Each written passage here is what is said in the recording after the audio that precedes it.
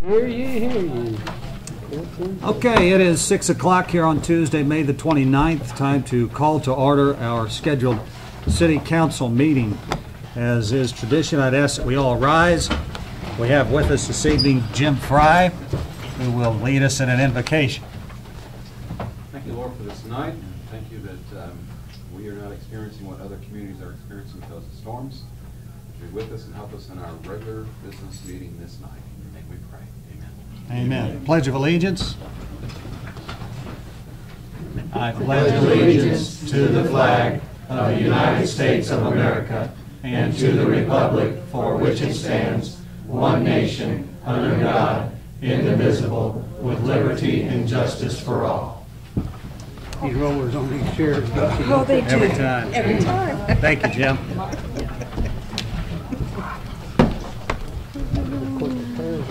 Clerk Hunziker, would you please call the roll? Alderman Hughes. Here. Alderman Curry-Witzman. Here. Alderman Brown. Here. Alderman Voss. Here. Alderman McComb. Here. Alderman Urbis. Alderman Bratton. Here. Alderman Bastian. Alderman Campos. Here. And Alderman Pittman. Here. Mayor Stevens. I am here as well. Okay, we have up first on our agenda the consideration of council minutes from May the 15th, 2018, included in your packet. I'd entertain any questions or amendments to the minutes at this time.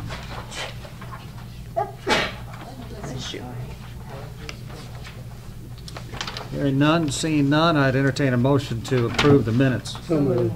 Second. We have a motion and a second. All in favor signify by saying aye. Aye. Opposed? Motion carries. Up next, we have the consideration of accounts payable registers, and I think we have a single page for one, and list 676. Entertain any questions on the bills? Yes, Ms. Hughes. It's 676 on the multi-page one. I have several actually. On page 2, Brown Electric, there's a traffic signal. I know that was. Does anybody know what the cause of that was? Was that accident or is that general maintenance, something that broke? I don't know if that's 14th and Walnut. We've had that one run over several times. Yeah, well, the reason I ask is it needs to be turned into insurance if Yeah. it is an accident. I But know we we have had it run over several times, that's why I was questioning. We did put up some bollards there to actually try to keep that from. Yeah, we just need to check and see if that was an accident or not. Anybody, maybe Sandra, Darren was anybody there. remember? No? Sandra didn't know. Check and date, see if I can find it real quick. Okay. Okay, thank you. Is Jim still here? Yeah. On page 2 also, Jim, the electrical work down at the wastewater treatment through Clinton Electric, was that anything to do with the contract on the new plant, or is that something new and different? Well, the contract, the warranty's up with the plant. Yeah, of course it is. Anything And we nothing's have break. done now, we have to pay for it. Okay, so that tells me. There was also on page 5, I had questions about the Jackson Growth Alliance.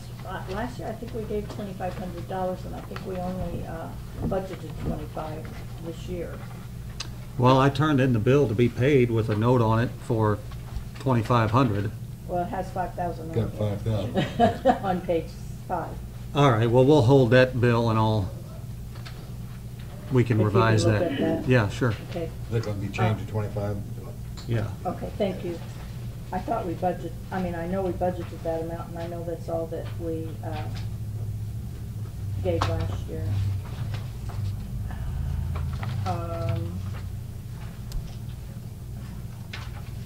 Roberts isn't here, is he? I don't know what a gold dot is on page 6, but that's okay. It's Spear gold dot. It's, is that a golden echo, or, is that a golden Alexa or something? I don't know what that is. I don't have any I don't- idea. I just was questioning if anyone knew it. And there's also on that same page a I think it's routine something we need to system. find out what it is, though. Well, I'd like to know, yeah, 70, Mr. Evans? It's being charged to the ammo and range supplies line, so I assume it's. okay, so it's something to do with that, okay, thank you. It's ammunition? Ammunition, Okay. okay, thank you. And then the rekeying system, you know, if we're rekeying something, that's not $660. From what I understand, it's a new system. Was that ever brought before us, do you know? I don't know that it was brought before us. I can tell you that I asked Sandra Door, Yeah. Mark Lawson, the push button lock that was on that door basically fell off in somebody's hand. Oh, great. And What? once they got into it, it was more involved than just putting a new lock on it. So Okay. they had to buy a whole new system for it. I'm assuming it's a real good system. I think one of the things about it, Sandra explained to me earlier today, is that that particular system You is can such that each individual people off and employee on. has their own code. Yeah, And which so is an if okay thing. somebody leaves, you don't have to rekey the whole thing, you Yeah. just take their code out of the That's a good system, thing, so. really. That's really all I had. Thank Mr. you. Bratton? Yes. On the same register, 676, page 4, first thank card. I see that we've got the first 3 lines there, Kroger's, Pizzas, and Pizza Hut. I have no idea what that's for.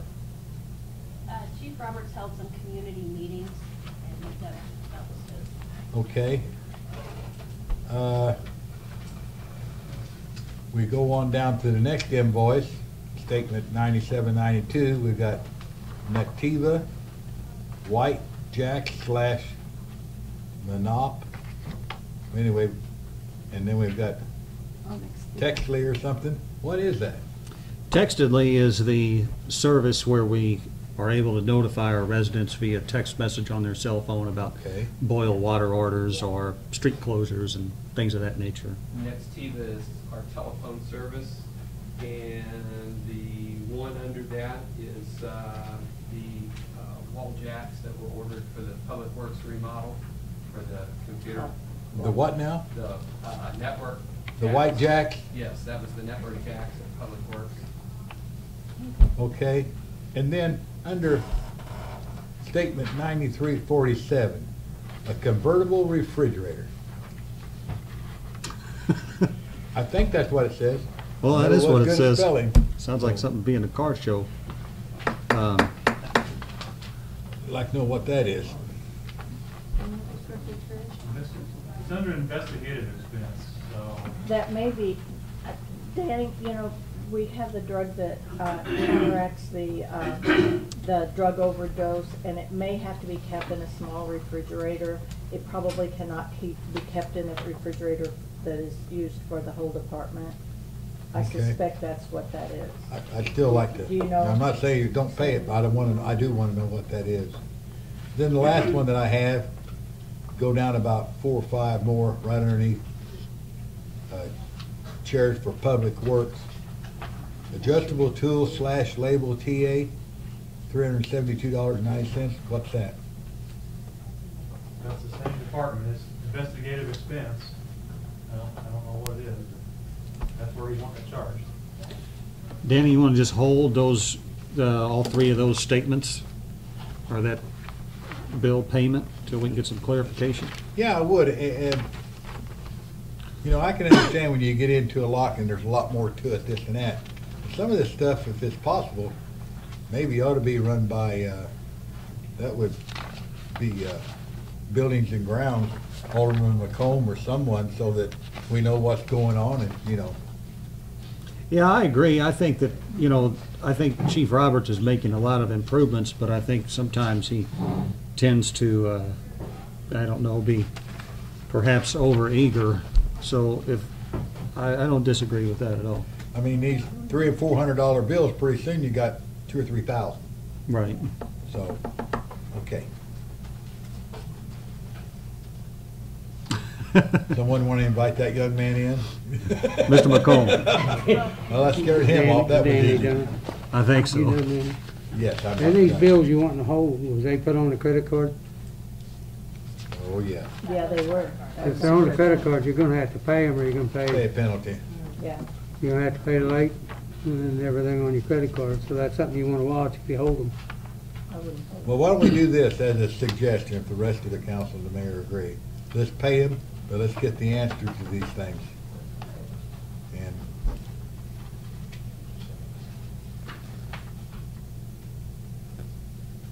I mean, just two of those are over $600. You want to just leave me your highlighted list there, Alderman Bratton, and I I'll be can, glad to. I'll be glad to. I can, you know, I think most all those are the police department, so, or at least the ones that we can't explain tonight. And then that'd be all I had.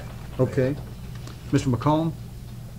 You what? Danny said did you have anything else? No, that's just, I just know sometimes we go to hold a I'm bill, glad and you it's put brought on that a out. credit card, and then we ended up with a late charge on top of the bill, and we end up paying the bill anyway. And none of us like that. I'm gonna slide that right to you now so I don't forget, man. Okay, thank you. Thank you. All right, if there's no other questions on the bills, I entertain a motion to pay the bills with the exception of the $5,000 to Jackson Growth Alliance. We'll rework So that. moved. Second. We have a motion and a second. All in favor signify by saying aye. Aye. Opposed? Motion carries. Danny, just out of curiosity, do you know where we're at on I know we paid Spears half down, this $4,200 for the heated and air unit at the senior hall.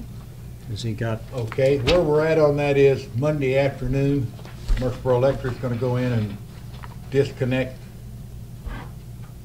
the power. He's gonna coordinate with Mr. Spears what size disconnects actually used, because some of the newer units are using less voltage. Tuesday morning, Spears is gonna be there to lift the unit off. He's got it coordinated with Clover to come in. He's gonna set his curb, and then Clover's gonna roof all that stuff. Then they're gonna set the unit, and it may be, that's on Monday. It may be Wednesday before they have it back in operation. okay. Well, very good. Thank you for the update. All right, that takes us to our regular committee and commission reports, chaired by W.J. Pittman as Budget and Finance. W.J.? Thank you, Mayor. Under old business, we have consideration of senior citizen center agreement financial commitment. And we've delivered something to us before the meeting. Everybody should have a copy in front of them. Yeah, and I apologize, I didn't get that to you earlier than just right before the meeting, so if we wish to hold off on that. Was it at our place? I'm sorry? Was it at our place? Here, I'll pass it down. I think, but I didn't set one there for you, Okay, Barb, thank you. because you just hadn't arrived yet. Chance states. Thank you.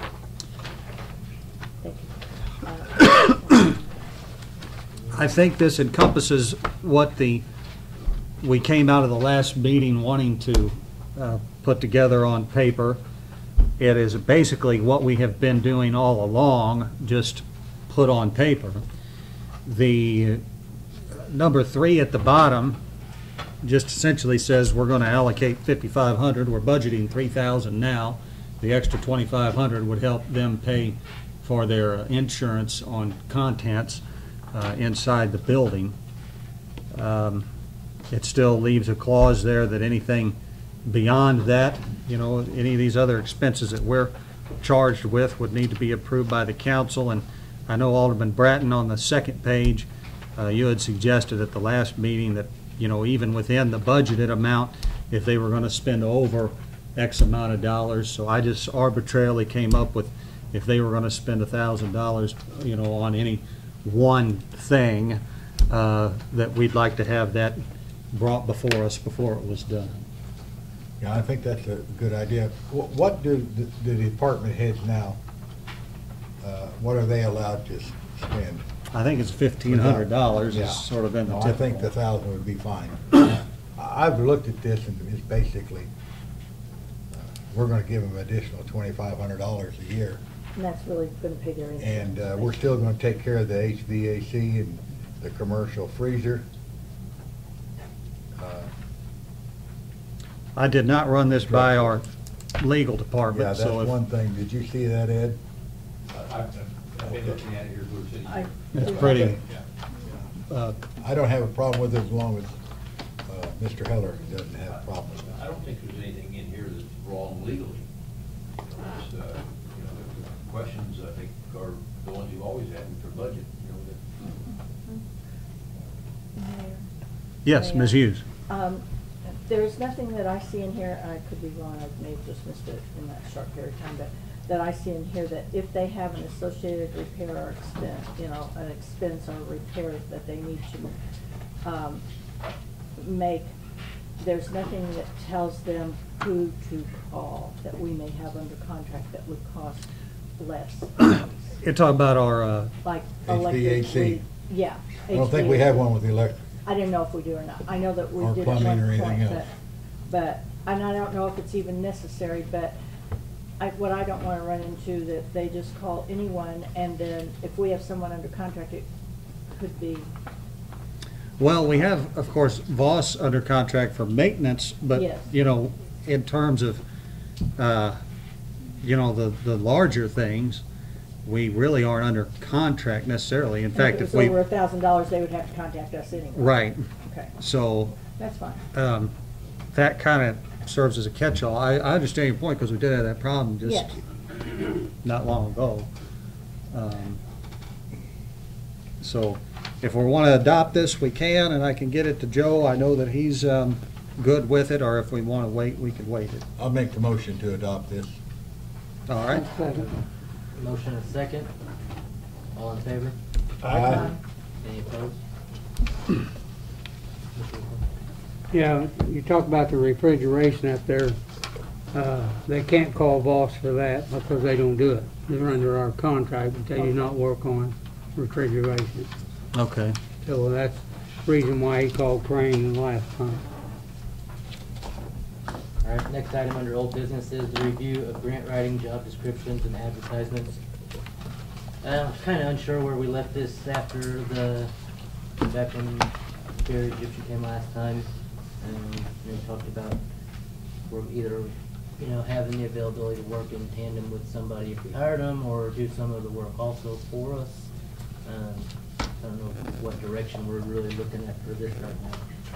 I mean, I still believe that we ought to hire somebody in the range of $15,000 to $20,000 a year to, you know, be behind a desk seeking out grants for the city. I think that Kerry Menace, who was here before, had expressed that he's, you know, working with other, you know, city managers or people that are in that role.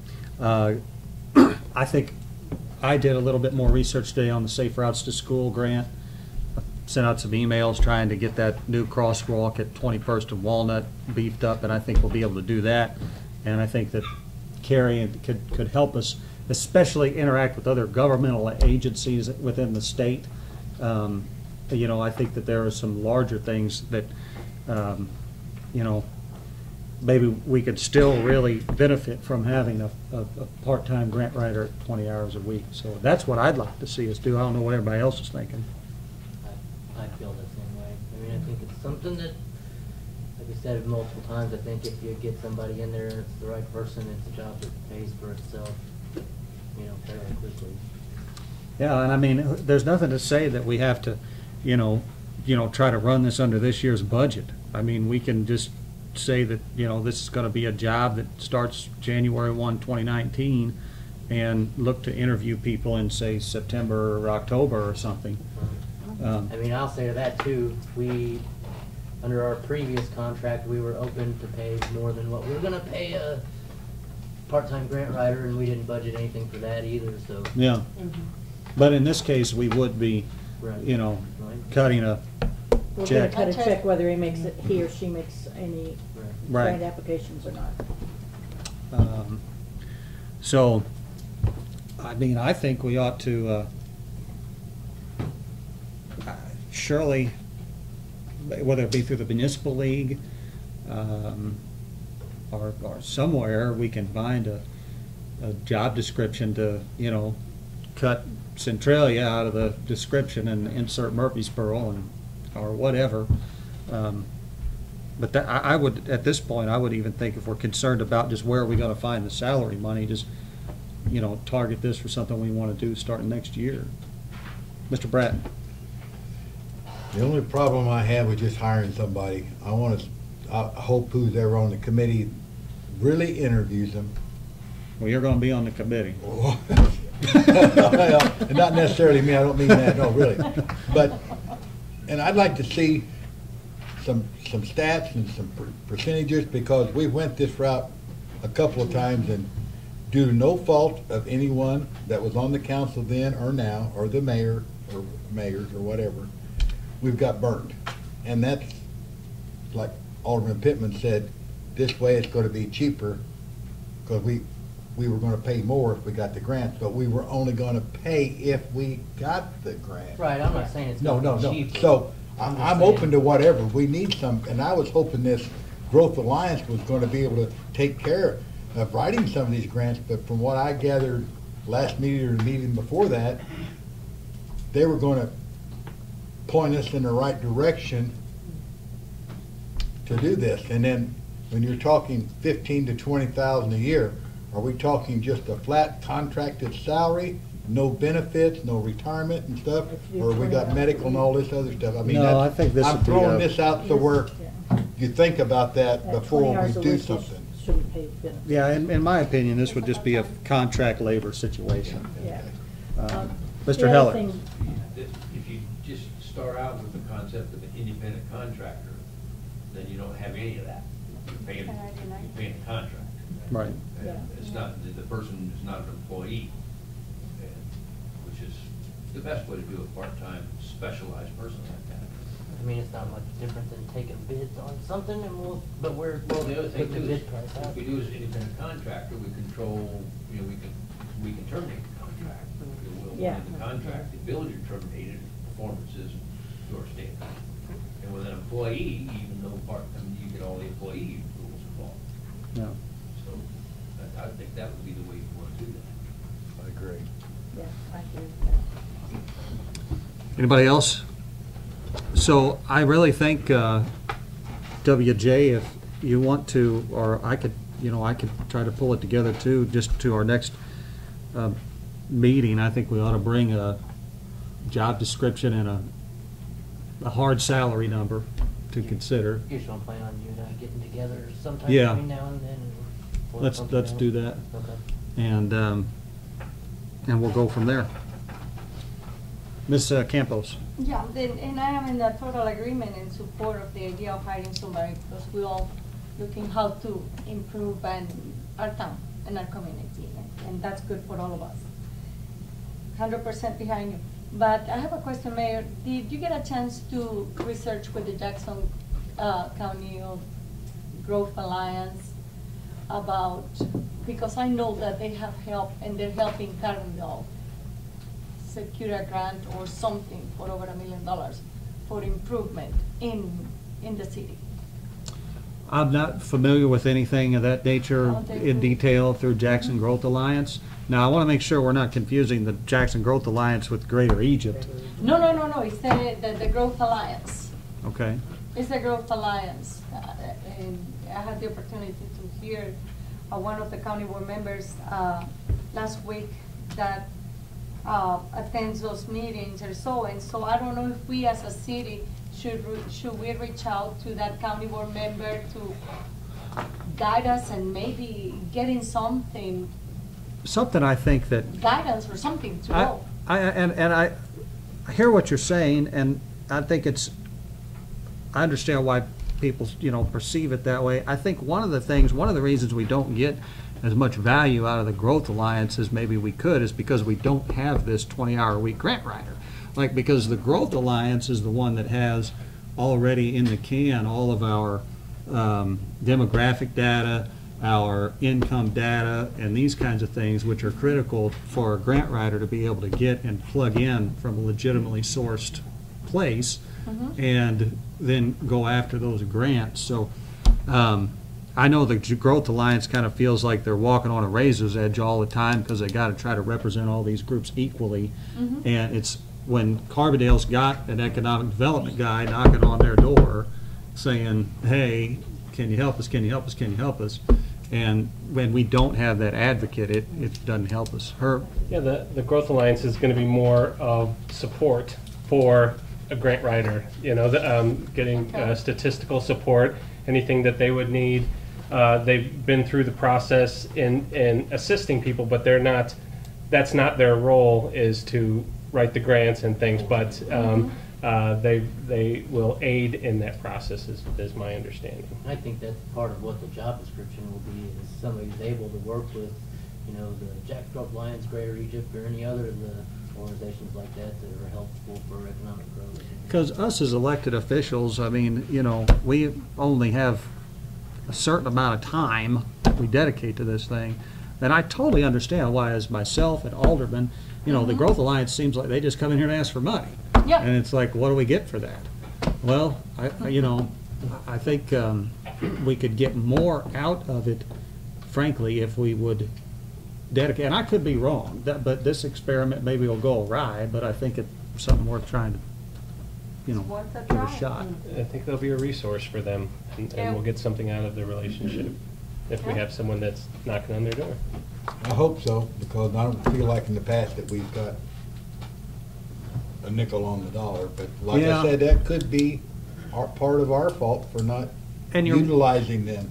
And you're right, and I think it's kind of because we've only ever put about $1 worth of gas in the car. I don't know, we were putting quite a bit of gas in that car for a while, and then we brought it to a screeching halt. We've never done it where we've had somebody, we've never done it where we've had somebody in an office, and I'd like to put in the contract that they're, you know, have to report to at least one of the meetings a month, and, you know,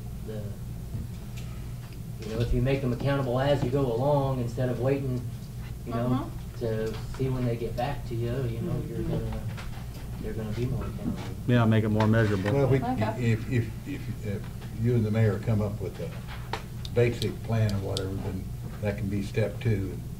Even though they could be an independent contractor, I have a question. If we say we would like a 20-hour-a-week person, would they be required to sit at I guess, let's just use this as an example, a desk down at admin for 20 hours a week? Or are we giving them a way of doing 20 hours a week any way they want at their house?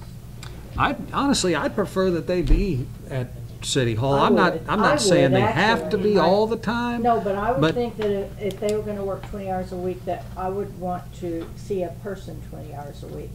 I agree with that, because I think it just knits people sort of into the team that is the city. I think so too. You know, and if you're kind of, you know, out here in orbit somewhere, so. I don't mind the terminology independent contractor, because I know that it keeps us out of a lot of things that we would have to do as an employee, but I also think they need to be accountable to us in as much that we can see a person working for that amount of time. Well, we can, you know, try to figure out how to tailor language such that it's. But that's just my input for that. Mr. Brett? I think You what can you're going to tailor it find any out way you is want, that the grant writers got a room or a setup in their office at home or someplace where they got all the facts and data and this and that, and they're not going to just carry that up there and put it.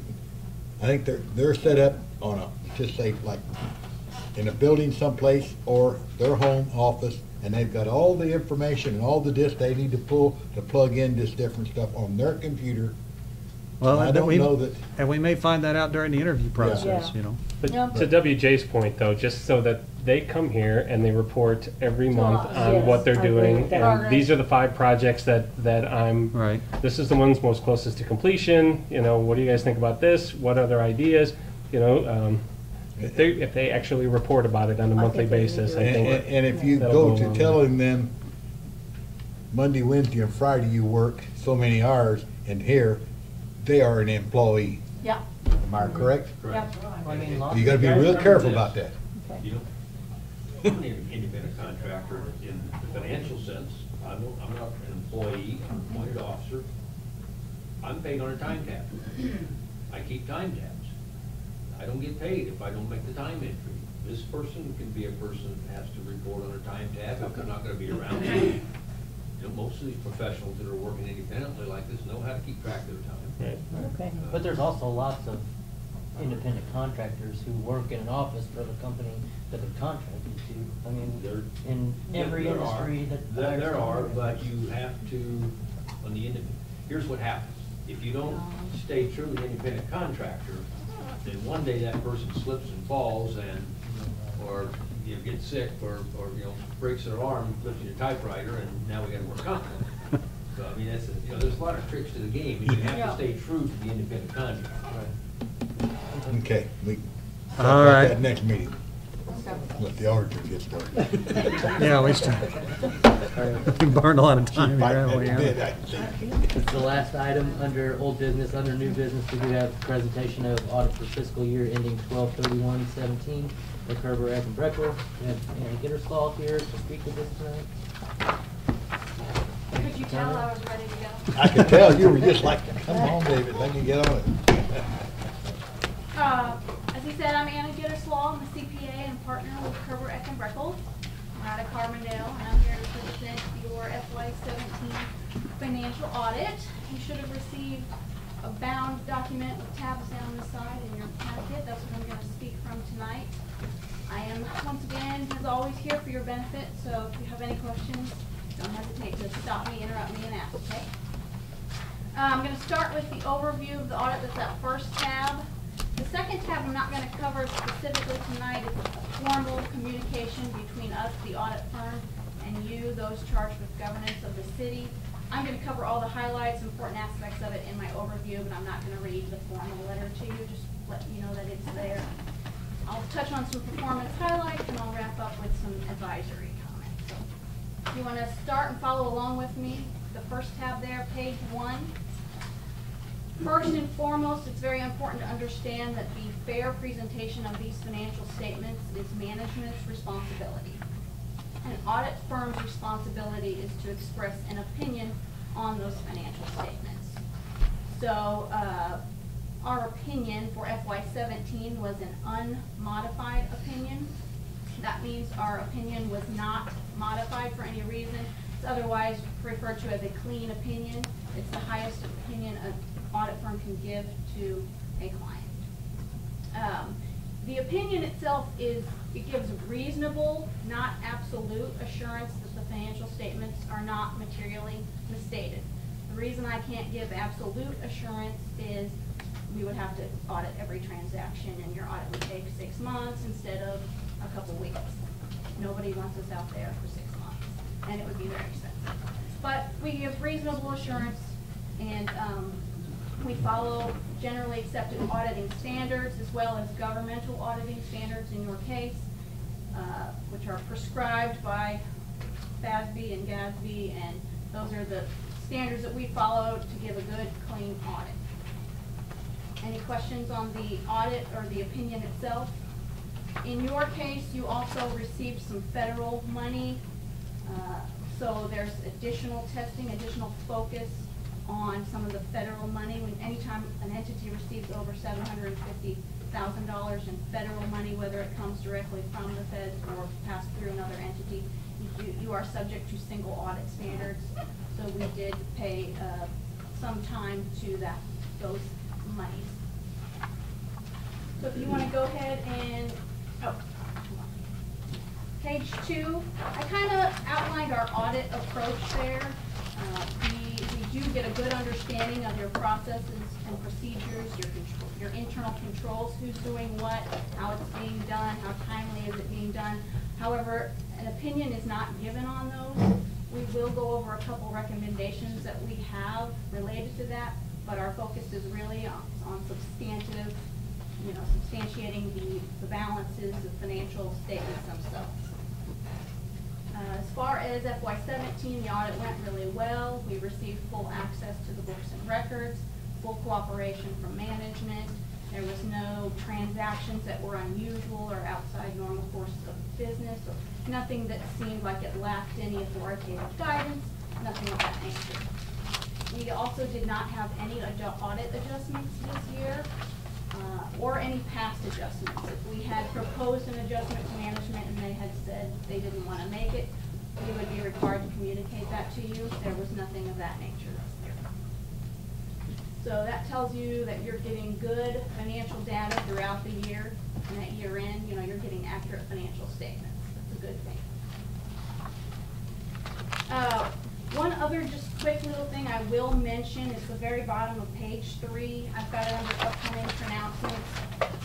And this isn't related to just you specifically. This is affecting a lot of governments in Illinois right now. Your financial statements are on the modified cash basis of accounting. And that's not generally accepted accounting principles, which would be a full accrual basis. So things like accounts payable, accounts receivable, those are not reported in your financial statements. You're reporting as you spend cash, that's when it's recorded. As you receive cash, that's when it's recorded. So like vacation accruals, payables, receivables, those things are not presented because of the modified cash basis of accounting. You've been doing this for a very long time, as have a lot of governments in Illinois specifically. In the past year, many governments got letters from the Illinois Comptroller's Office saying, we're not going to accept these audits anymore. So I got a lot of phone calls that day. There's, to have full accrual financial statements is very expensive, requires a lot more time involved in it. So, and it makes your audit more expensive as well, just on site. But in any case, we've been following it very closely. The Illinois CPA Society has gotten involved, the Attorney General has gotten involved, and we've been kind of trying to funnel any updates on it to our clients. We've been forwarding some emails on to your management. And last I heard, like within the last 2 weeks, they're looking like they're going to go ahead and accept these going forward. They're going to grandfather people in who've been on the modified cash basis, which is a good thing, so we won't have a lot more expenditures. It's really burdensome. A lot of entities just don't have the funds to be able to afford a full accrual financial statement annually. So, do you guys have any questions on that? Have you heard about it, or aware that it's out there?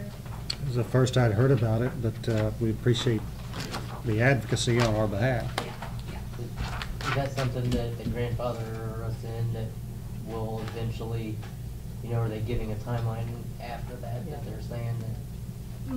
My impression is that you'd be grandfathered in, so you would carry on indefinitely, but I guess legislature can always change.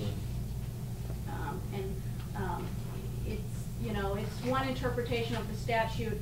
The current comptroller is interpreting it, saying that we should have been having these full accrual financial statements all along, and there's been a lot of back and forth with it. Okay, so let's skip on to the third tab there. Remember that second tab is a letter. I just covered all the important points of that. So page 8 there is your statement of net position or your balance sheet. This is a snapshot in time as of December 31st. This is what the entity had in assets, liabilities, and the difference being your ownership or your equity in the entity. Your first column is your governmental activities, so that's mainly general fund, motor fuel tax, and then the second column, business type activities, that's your water and sewer fund. So your governmental activities is mainly funded by tax dollars. Your business type is a service. You're providing a service, you're getting water and sewer fees. But if you look there, your total assets on the governmental, so your general, motor fuel, and other special revenue funds are $3.8 million. Your business type activities, you have $22.9 million. Most of that being in capital assets, your wastewater treatment plant being a big part of that. So your total assets for the primary government, excluding the library, is $26.7 million at the end of FY17. If you look down at your liabilities, your total liabilities on governmental activities is $99,000, almost $100,000. Your business type activities, your water and sewer, you have $15.4 million in liabilities, mainly the loan related to the wastewater treatment plant.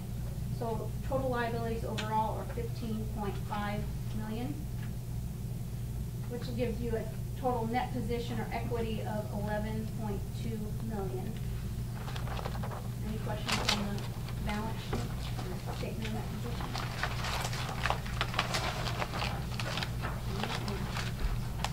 Page 9, this is a statement of activities. Once again, this encompasses all the funds, and this is like an income statement, but governmental auditing and accounting standards have this format prescribed this way. And the reason is it really shows you how much money is funded or what's funded by tax dollars. So if you look kind of in the middle of the page, before any tax dollars, your governmental activity expenditures are 4.3 million. I don't know if you guys can see, it's kind of in the middle of the page there. And then if you drop down, you see all the tax dollars that are covering that. So tax dollars and some net of any transfers, you have that transfer to water and sewer. You've got 4.7 million in tax dollars, so your overall change in net position on the governmental funds was 399,000. And then something new this year, you'll see it's called listed as a prior period adjustment. Historically, we hadn't been showing capital assets on the governmental fund statements, government-wide. This year, management put together a list of all of those assets, so we got those on the books. So that was another $1.1 million increase to the net position. So your net position at the end of the year for governmental activities, 3.7 million, and your business type activities there, as you see there, very little other funding. It's mostly a service, you're receiving payments for the services. So the expenses were 730,000, and then you have a transfer to cover 600,000 of that. So it's showing a decrease of 98,000. I will say that a big chunk of those that loss is depreciation. So you put into service this year a new wastewater treatment plant. It's a big dollar item, and you started depreciating it. So that's not all cash going out. It's a non-cash expenditure on your books. And we'll see that when we go over that financial statement. Any questions on that? Okay, I'm going to skip over to page 12. I know you guys look a lot at your budget to actual. When I go out for an audit, I look at last year to this year. What happened? What changed? Why did it change? So page 12 is just looking at the general fund itself, and this year compared to last year. And one thing I noticed on your sales tax revenue actually went up. That's not what I'm seeing in other entities. A lot of people are buying online now, Amazon and eBay and stuff, so that's a good thing. You've got people staying here and buying here, so that's a positive. You did have a tax increase midway through the year last year on sales tax of like 1%, but that's still not what I'm seeing in other governments. Positive there. Your grant revenues were up. I think that was a SMISER grant. So overall, your total revenues for the general fund did increase about 114,000 over the prior year to 5.3 million. And your expenditures also increased, and the main increase there is in the employee benefits. I think due to some employee turnover, there was some vacation payouts, and then of course health insurance costs were up, which I've seen everywhere. That's just the nature of the beast right now. So factor those two together, your excess of revenues over expenditures was 971,000 for the general fund. You factor in your transfers from and to other funds. Your overall change there was 791, almost 92,000 for the general fund. Any questions on that? And the only other fund I wanted to do a comparison for you was page 14. And this is your water and sewer fund.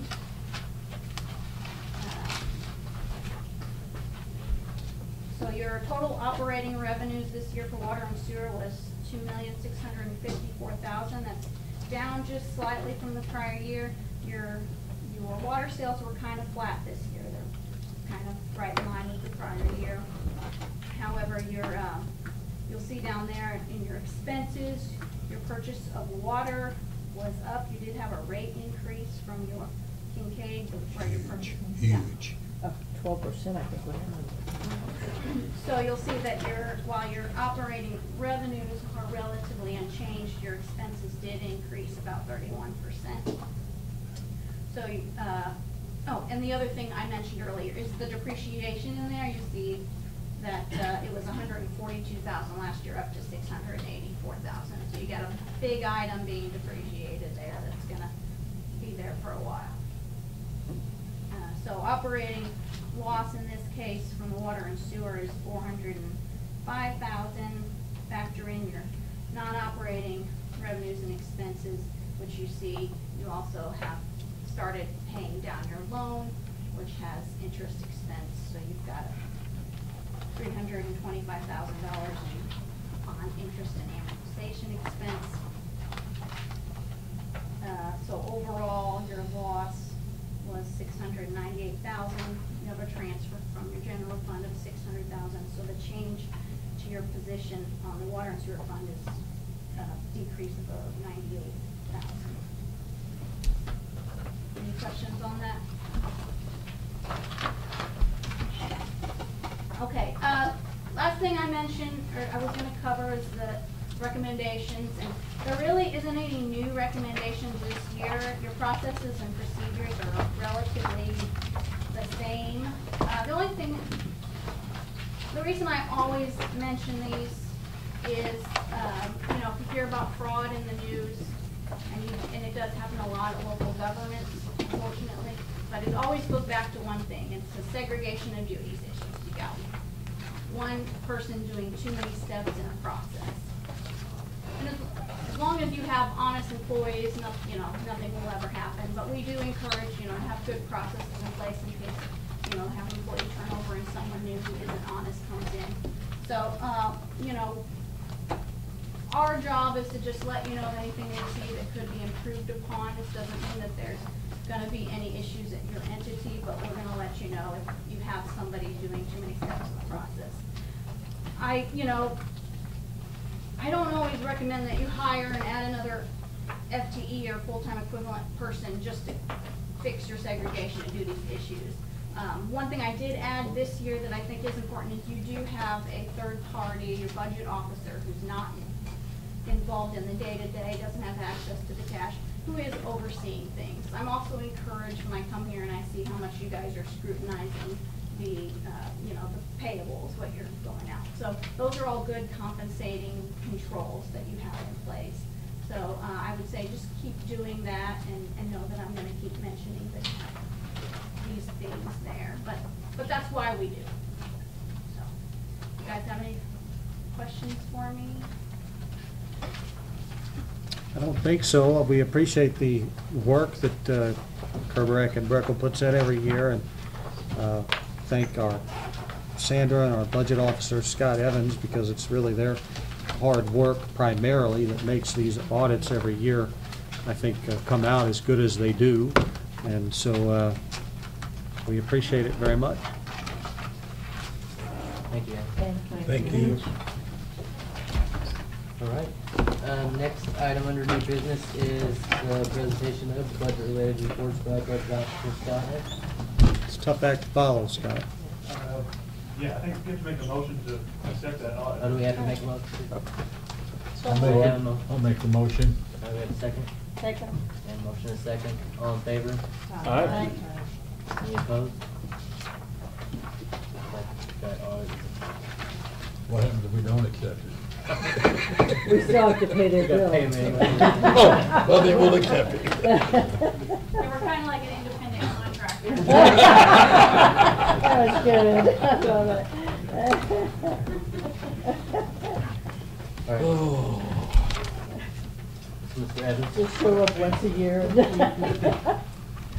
Okay, I have a whole slew of reports tonight. I'm not going to go through every single one of them. One of them, of course, is a repeat from last time. That I just repeated the sales tax in case you guys didn't see that last time. So that's there. What I didn't have 2 weeks ago, I did not have the income tax receipt for May in yet. What which is page? now. what page? Yeah, what page are The last one. They're just-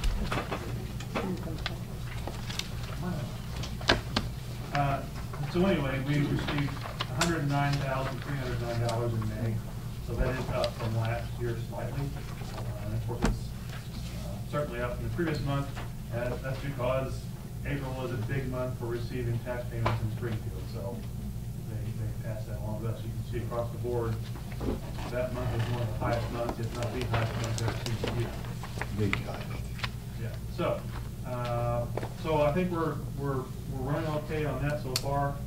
We should be somewhat within a range on budget there, so that's a good thing. Couple things. The citywide balance sheet, which is probably the first page, thank you. Okay, so I'm not going to go over the December 31st, 2017, because essentially that's, number one, you've seen that once, and it's just been audited, so I put it in there only for comparison purposes. So the main thing I wanted to show you was the balance sheet as of April 30th. That's the most current data we have for citywide balance sheet. So through our, as of April 30th, again, it's a snapshot in time. The city total booked assets was $26,215,000. On the liability side of the ledger, we owe $16,205,000, and our net equities across all the funds is $10,010,000. That's down slightly from the same thing in December, for a couple of various reasons, which I'll get into here in the next report. Okay, so and you can, I won't get into detail too much on the cash balances. That's probably the third and fourth page. Again, it's just strictly looking at the various accounts that we do have: cash, money markets, and CDs by the different account types that we have. We had $6.2 million at the end of December, and we had just under $6 million at the end of April. And we'll get into a few things about why that is. So, going to the next report to kind of explain that, if you look at the schedule of operating expenses by department versus budget, which is page 5. All right, so through the 4 months, now this is just general fund. This report is, keep in mind. So through 4 months, we have spent $1,740,000 in general fund. For the same period, we have budgeted $1,659,000, so we're $80,000 over budget in our spending through the 4 months. And we are pretty close on revenue. We budgeted $1,660,000, and we received $1,671,000. So we're $10,000 over budget in revenue, which is decent. So as a result, we actually still are showing a deficit balance in general fund for the first 4 months, and we've talked about some of the reasons for that. We had the police retroactive pay adjustment. We had a pre-payroll month. One of the new things, you'll see information technology is well budgeted. Well, keep in mind that we had that final payment on the dispatch console unit was this year, and that was the payment for that. So that's done now. But it's going to take a number of months for that to look better because, again, we're only 4 months through, and that's a one-time thing for the year, and so therefore it's going to take some months to kind of catch up on the budget side on that. So you can see that's a huge factor. We were kind of closing the gap a little bit on the salaries, but then that hit. So hopefully in a few more months we'll have the ship righted on that topic. Any questions on that? Okay. And the only other report, of course, is the salary. Especially looking at some of the same information just for salaries, though. And you can see the police is still showing, in the red because of those factors we talked about. But I'm hoping Chief Roberts puts a great deal of importance on staying within budget. So I'm pretty hopeful that by the end of the year, or certainly maybe sooner than that, you'll see those negatives over the far right being break even or positive. It's all timing kind of issue. We really aren't over budget drastically anywhere else. So I think once we kind of have some more months of budget under our belts, I think that number's going to start looking better. And that's the report I had tonight. So any questions on that? I believe so. Once again, thank you, Scott. Appreciate your guidance. Last item under new business is discussion regarding Virginia. That's me again. Okay. We put this on here because, if you recall, a number of months ago, we had the folks from Virginia's in here, and from my recollection, we really didn't come up with an agreement on how we were going to deal with that topic. So at this point in time, or at that time, you know, the amount that we had erroneously overbilled for a number of years to Virginia was $23,670. And that was as of about January of this year. Well, they have voluntarily not paid since that point. And now the amount of billing that we're showing the accounts receivable is, as of today, $21,736. So in another month, we're going to easily surpass that, I think. Yes, we most certainly will pass that $23,000. So a decision is going to have to be made on what we're going to do. We're just going to offset the credits and eat that and then call it even and start billing them and they pay us, or are we going to have a negotiated settlement? I wanted to bring this to your attention now before they reach that point. I mean, go ahead, WJ. I thought we had agreed to send it back to them with that we would accept the difference of that amount that we wrote off when we got overbilled prior to that. We did, and they did not accept that. They did not accept that without a letter. Well, the people he sent here, Mark. Mr. Wisely, the mayor, sent, Mark. yeah, his spokesperson, because he was in Florida, but it was good for him, did not accept that, which does not surprise me. I mean, it's No. negotiation. I mean, it would be my preference that we just write it off and then sever our relationship with them, because I don't really understand why we purchase water and resell it to Virgins. Yeah, Yeah, I we don't sell know. it to them at our cost. And we sell it to them at, I think it's like some nominal 10 10 cents a gallon. 10 cents a 10 cents. gallon more than we pay for. Right. Yeah. And does We're that not cover the gonna cover maintenance? any costs. So, Yeah. Probably not. I I mean, mean, if it's a revenue, you hate to cut your nose off like your face. I'm sure they can find a backhoe for $23,000 to maintain their own Right. system. I'd be okay. You know, it may be a 75 with about 800,000 hours on it, but, I mean, it's just ridiculous that we, you know, were not able, that we were sort of, you know, received like a rented mule whenever we sent that, you know, very reasonable offer. Tell us how you really feel. The other thing, I'm sorry, I completely lost it. Oh my God. senior moment. It's a senior moment. Let Mr. Danny Pratt, go. okay. That just scares me to death. I would like to see a letter, official letter sent to them that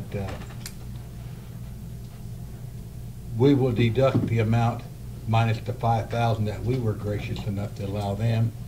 If this is not acceptable, as of a certain date, we will no longer provide you any services, including water. And that means our vac machine or anything else. Because I think we've been going up there and working for those people and doing stuff and just breaking even, not making Oh, we're not one making penny. anything on it. I'm not just talking about the water, so I think it's come down to, fine, you take your ball and go home. What about if they come and say, okay, we accept to deduct those $5,000, so everything goes back to normal? I mean, we have to tell them, we will deduct those $5,000 that we forgave you one time, but then that's We it. want it back. We want it back. If it's not acceptable, we'll no longer, if we can, there's the Kincaid Water's conservative attorney. That was my question. I remembered it was, what about the contract that's 20 years or 40 years or yeah. something like that? We We'll can't, have to- I don't know if we'll we can have get to- out of that. We have to declare a substantial breach in order to terminate that contract. I mean, and that contract was written a lot, I mean, it's gotta be well into that, It was right? a 40-year, it was a 40-year or 50-year contract, yeah. Which I is, think it was of 40. course, the most hateable thing about a 40-year contract. And I don't know when it started, do you recall? It was David McDowell was the mayor. It was a We got 40, 20 more years plus to go. Yeah. Well, at the very least, if we've got to sell them the water, we got to sell them the water. If they call us up there, $100 an hour per man, plus mileage. I mean, if, How about let me look at the contract too? Yeah. And give input to you about what I think the Yeah. contract says that, What our what we can and can't do. And how can we be mean? and honestly, I think that it would benefit the village of Virgins to be purchasing their own water at this point from Kincaid. They would be paying what we pay Right. instead of our Instead plus of 10 that cents, plus so. 10 cents. Ms. yeah. Ripley? Can they do can they do what we do for them for that 10 cents? Any No. better than we can do it for the 10 no, cents? no. It's gonna cost them more than 10 cents to do that. We Oh, can do it yeah. for 10 cents because we're already doing it. You know, their 10 cents is gonna be to start up. That and, you know, contract, It's not, it's a good contract for them. it's not 10 cents a gallon on top of our bottom. So I think that seems to me to be a very foolish business move on their part. Especially, But, you know, maybe it's just a foolish contract on our part. Yeah. Yeah, I mean, I think we ought to be fair, as long as they're being fair, but there comes a point where you have to put your foot down, if you can legally, and say, no more. And I think we're at that point. I'll look at that contract and That'd be see great. not only what it says, but I'll see if I can get Sandra a better run, what we're actually doing. You know, are we doing more than the contract requires? Then we can back bill them. Ms. Ripley? Well, and just additional food for thought, I have talked to the district manager, Scott Woolman. They are willing to take them over as a customer if we provide them the infrastructure currently in place. So like the master meter and things So like we that. would pay them. So, yeah, we would, yeah. Could we sell it? Well, that's a bad deal. I just don't know that that's a bad deal. I mean, Yeah, okay, well, fine, you know, yeah. we turn the infrastructure over. Stops our costs. Right. Yeah, exactly. Well, So- But it may Making say money doing have it. something in the Right. contract that won't let us do that, so. And we're back to, you need to look at the contract. Okay. But we're very soon gonna be to the point where the scale is going to tip, and then they're gonna owe us a net amount of money over. But and we're above only what they're- 19, we're less than $2,000 away from that now. The billing in June will take care of that, so Yeah. it will come back to where they will net owe us So money. the argument's gonna be different. The argument's gonna become you owe us. Plus the 5,000. and I'm assuming that their plan was to not pay until it caught up, and then it would. That was that's what I thought too. I figured they probably would start paying us next month. Because they know what that number is too, they get those bills. Of course they do, so- yeah. All right, that's the last item under new business. Most of our public left before we got to the first public comment. So is there anybody with public comment under budget and finance? We chased them all away. We've been unfair, Pastor Fry. No public comment? We can move out of budget and finance. Thank you, Mr. Pittman. That takes us to Building and Grounds. Chairman Gary McComb. Gary, looks like some light duty tonight. Yeah, there's no old business and no new business. Since the public's all gone, I don't think we got Not any all comments gone. on that. No, not all gone. Does anybody have anything on Building and Grounds? Then we'll move on. All right, that takes us to Community Relations, chaired by John Urbis. John isn't with us this evening, so I'll handle these items. Under old business, we have nothing to consider. Under new business, we have consideration of a request for street closures for Wounded Warrior Weekend this Friday, June 1st and Saturday, June 2nd. I know those have been communicated to Darren Mills, Street Department Foreman. I spoke with him about it today. Is there a motion on that item? I'll make that motion. Second. Motion and a second. All in favor signify by saying aye. Aye. Motion carries. Gary, did you have something? I'm Well, I was sorry. just. Didn't mean to you move know, too quick. That's the big weekend for, the car show. Right. They're Saturday working night. together. They're working They work together. Now, that's not my question. What about the bar? Did they requested this Saturday for their street closures too, didn't they? I don't think so. Uh, I think they actually I think we- did not this I didn't see particular that. weekend. I think they may have. I think they I did. think the bar and Wounded Warriors and the And the Car car car show, show, they they all work work together. together, you have to Well, work together on most. I mean, we got the extra big crowd for the car show with Yeah. Smokey and the Bandit deal. Is the bar gonna want the street in front of their place? That's, if we offer to give it to them without taking that part away. Well, the car show already closes that street, though, right? Yeah, they use it, they The just bar wanna make for request- sure they The bar got, requested it on Friday night, I believe. Yeah, Bruce Brothers is just Friday wanna make night, sure though. the car show has got priority over that part of the street. I think the bar's request was for That was my only Friday for the question. block party. Yeah, the bar's request is Friday night, the car show would be Saturday night, Right. so. No, the car show will be Saturday night. Saturday, First first Saturday. Saturday. Car of show the month. Saturday, this Saturday. Yeah. All right. Thank you for that. Is there any public comment under community relations? Okay. We'll come out of that and go to public improvement, chaired by Mike Bastian. Mike's absent, so I'll handle these items. We have no old business, we have no new business. Do we have any public comment on items of a public improvement nature? Mr. Fry? I don't know when it falls, but changing stop signs at Illinois and 9th Street.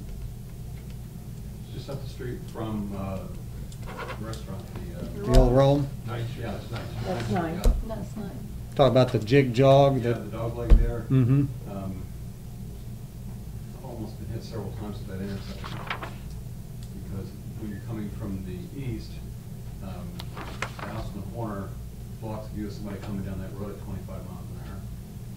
And coming from the south, if the man that lives in the corner there has his truck parked there, it blocks the view of a car coming up. You know, if that's been my dilemma, I'm sure others in the town have experienced the same thing. This isn't the first time this particular intersection has come up before the council before. And I've heard a sort of multitude of different reasons why that's just a yield. It's not even a yield. Is it not even a yield? It's a stop, It's a stop on Illinois Avenue, nothing on. But nothing on the other two. Yeah. because it's up on the. One reason why, 'cause it's a hillside, Right. Mhm. and in icy or snowy weather, anybody makes that stop sign going up the hill, But if you can't get go, away from that stop sign. if you go one block over to 8th Street, it's the same exact grade and it's got a stop sign on Yeah. Yeah, that it. is Coming up true. 8th Street, it's the same exact hill. and Well, it's you got a don't have stop signs going the other direction there, at 8th Street. Correct. Right, so they have to stop because the other directions aren't going, so Yeah, they have to stop. there's no stop signs on there. That's a dead, a T intersection. But that's the reason why they had said not to put one up there before. Well, I get in trouble because I've been putting stop signs up all over town for 5 years. But, so I'm always happy to put up a couple more. But, Start putting one right in front of your house. yeah. Free soda. As a, tomorrow. Open door policy. We could put it on the agenda for the next meeting, and have that discussion formally again. I think we've had that discussion all the way back when Earl Williams was here. Well, what about, I know last, all the, what they were called, the wires across the street, traffic monitor was going on? Oh, the Yeah. counting? Yeah. They did that in a couple places. At that intersection, you could determine which is actually getting most The most traffic. traffic, Illinois Avenue, I'm sure. Yeah, I would think so. 'Cause it's a That cut, would but- be hard evidence. Yeah. The problem is that 9th Street is heavily traveled. as opposed to 8th Street, in part because of the bar. But, you know, you've got just a little bit different problem there. I mean, Gary's, we've been through that before. Gary's right. I mean, we've had a lot of trouble with people in ICE there. It's goofier then because we've got, you know, 8th Street coming down, or 9th Street's at a job going north, but it's an impossible intersection. Yeah, it's not, you know, It might make a better intersection if 9th Street coming south to Illinois Avenue had to stop, so that everybody had to stop except the guy coming up the hill. That might make it a little, I know my daughter lives on 11th Street up there now, so I haul her garbage for her. And that's my retirement coming at. And so I'm in that intersection a lot. And it is a little goofy, and you gotta be careful, because cars come east on Illinois Avenue don't always stop either. Correct. For years, the stop signs were the other way. They were on 9th Street. Yeah, they used to be. And in the wintertime, if the road's got any moisture on it at all, you cannot get up that hill and make that stop. all right, well, we'll take that under consideration again.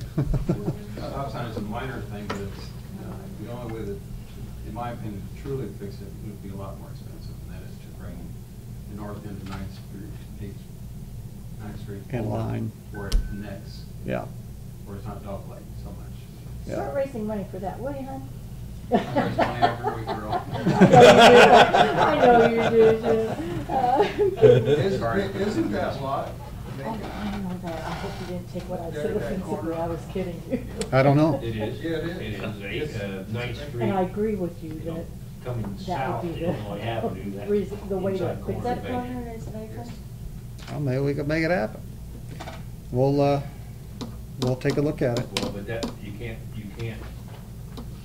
it's on the north side, if the lot is vacant, you'd have to move the north side to the west. Yes. But the second lot's not vacant, so you'd be coming up, going like that. If you move 9th Street coming north to south at Illinois Avenue, if you move, you can't move it over, you only got one lot to move it on. You gotta start 3 or 4 blocks back to change the street. Well, let's say we need to just look into that. Find White Street, that's it. All right, any other public comment under public improvement? All right, we'll come out of that and go to Public Works, chaired by Mr. Dan Brandt. Dan? Well, I'm gonna turn this over to you, Mayor, and then I'll come in after you. How's that? All right. I went out and looked at the streets that we had approved to be milled out and resurfaced, primarily because I've been very concerned about the streets in Valley Ridge and Bridgewood. And they are, you know, city streets, and they are in terrible, terrible, terrible condition. I went out today and took a few photos of Valley Ridge, and you can just, that's going to my right, and this is Bridgewood going to my left. And the streets there are, well, they're just as I said. I don't want to just continue to repeat myself, but they're in terrible shape. I looked at 22nd from Hortense to Gartside today, and I just don't see the need there, which is one of them that we approved. That street is in good shape. I just don't see any major issues there. 17th Street South is brick, and there is a concrete patch in the middle that is terrible and serves as almost a speed bump. And so that particular section can be torn out and replaced for somewhere between $6,000 to $10,000. And I think that we would be able to What I would like to see is that we forego the work on 22nd Street, modify our approach to 17th Street to just fix the area that really needs fixed instead of doing the whole thing, and reallocate some of that money to redoing at least a portion of the roads. In this case, what I would recommend, I had our engineering firm go out and get essentially 4 estimates, one being the north side of Bridgewood, one being the south side, one being the north side of Valley Ridge, and one being the south side of Valley Ridge. They're incredibly expensive because the streets are in such bad condition. One of the Valley Ridge sections, just to do a half of it, was nearly $200,000. The cheapest section of it in Bridgewood would be about 118, I believe, or $120,000, 126 to be exact. So I say all that to say this.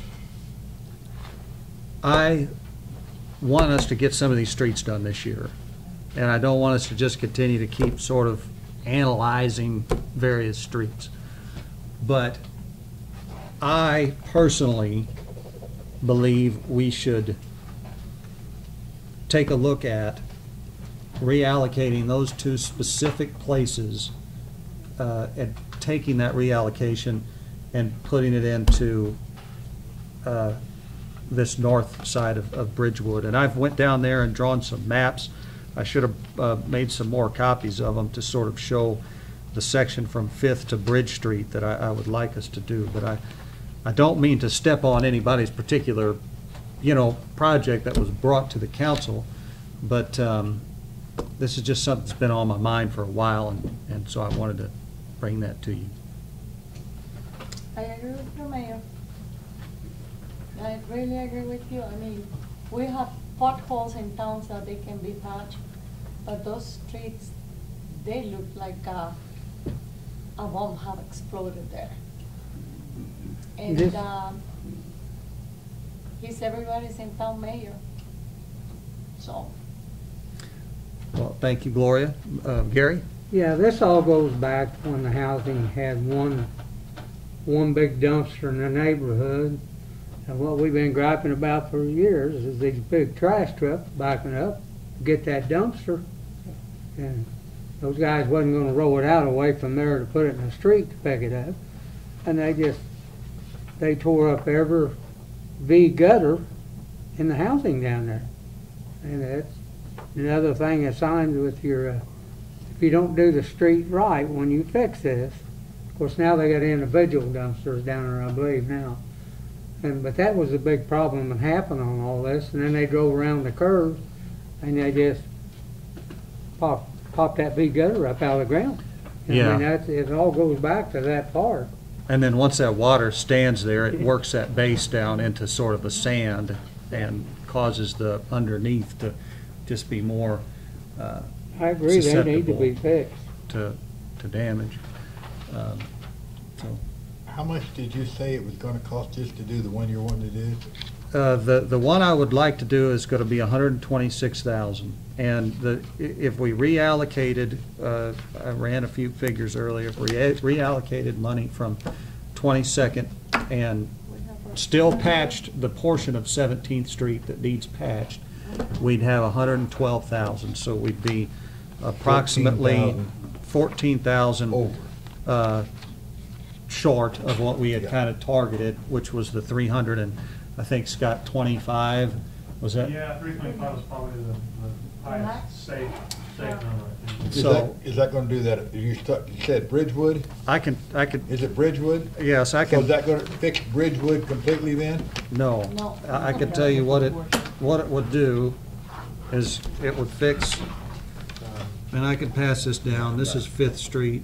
This is Bridge Street, and this is the portion that it would fix. And the hashed marks on this map, if you want to pass it down, or the outside of the street is blown up guttering.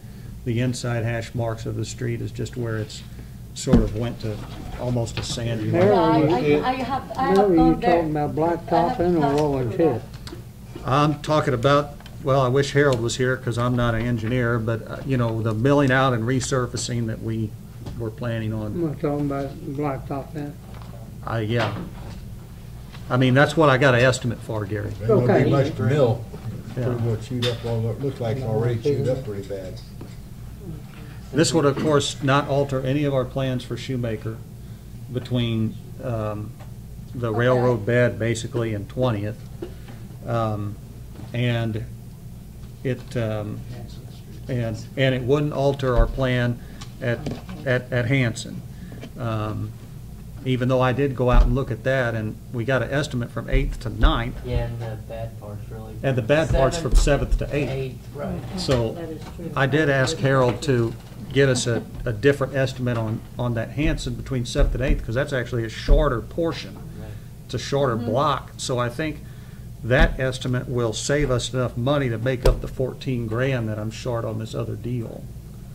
We can throw it on the agenda for next meeting with the new numbers and. Yeah. I mean, that's what I'm essentially requesting tonight is, and I told you I'd have it on the agenda for tonight, and I failed to do that. But, so that's what I'd like you to consider between now and the next meeting. And If we do that and don't keep those humongous garbage trucks over there, they're gonna tear it up again?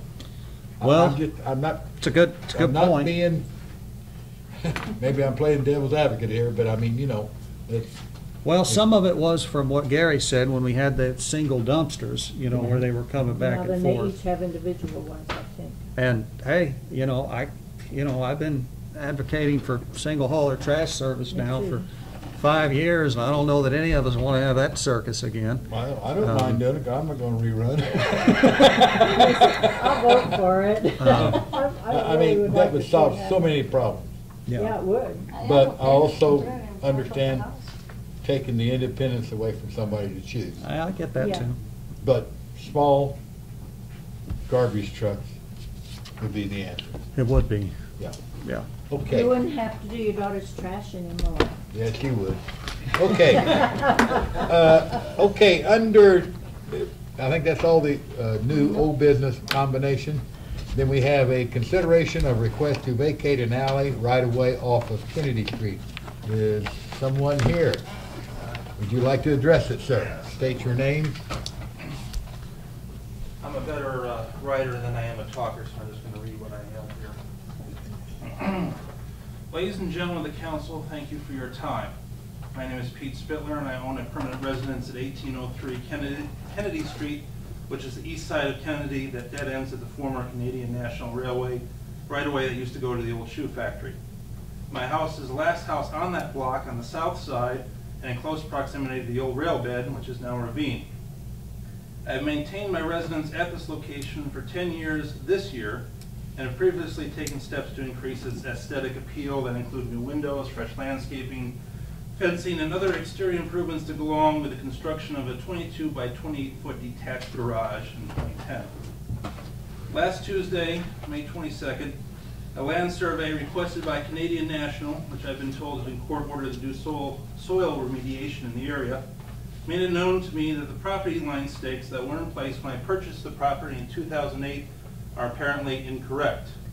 Based on the new measurements, my garage now partially extends into an adjoining city-owned alley that I didn't previously know existed. After receiving additional information from J.T. Blankenship, which conducted the survey, and the city's code enforcement office, I am respectfully petitioning the city vacate the portion of the alley to the east side of my residence alongside the ravine to address this issue. I have maintained this alley space since I moved into the house through mowing and general trimming of the vegetation I can access as the land drops off sharply into the ravine. A roughly 80-year-old walnut tree is also growing in the middle of the alley in question. Due to the thick vegetation from the ravine, vehicle access is near impossible and is an area I alone visit and attempt to manage. I'm presently looking into bids from landscape management companies, which have more advanced equipment than I possess, to tame the jungle on that end of Kennedy, should this request be approved. I have been advised that should this vacancy be granted, half of the alley would be added to my property, while the other half would be added to my neighbor across the ravine, Thomas Ridings.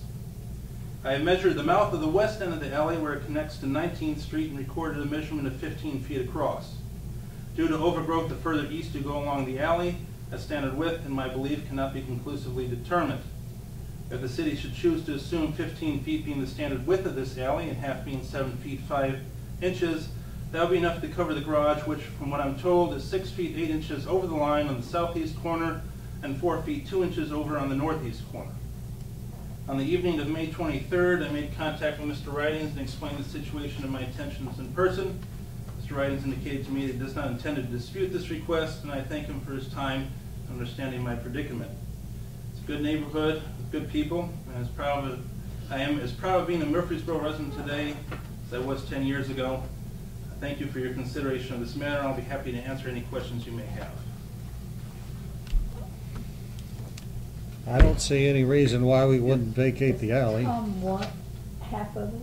I just said You what was didn't going give to, him as far that as, option. I did not give him, I just basically told him that half of it would come to me and half of it would go to you. He didn't say either way whether you wanted it or not. Okay, So. thank you. And I did bring it. And the thing is, if he doesn't, if there's no dispute and he doesn't want it, it could all go to you. Yeah, I'm fine. I just need 6 feet 8 inches. So. And it still gives you over 3 feet to the edge where, from the edge of the property line for where your garage is, correct?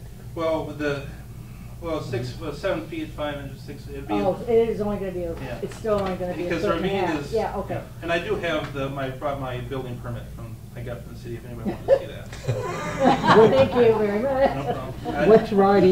Which Ridings would own the other half? Tom. Tom, yeah.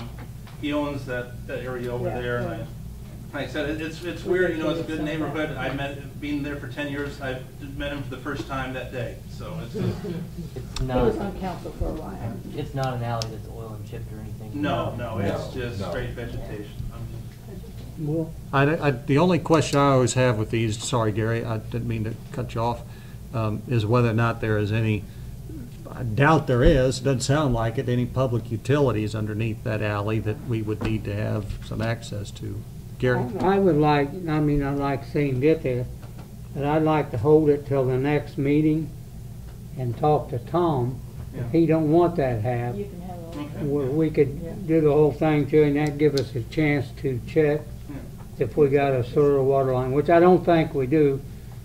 I used to live on the other block of Kennedy Street.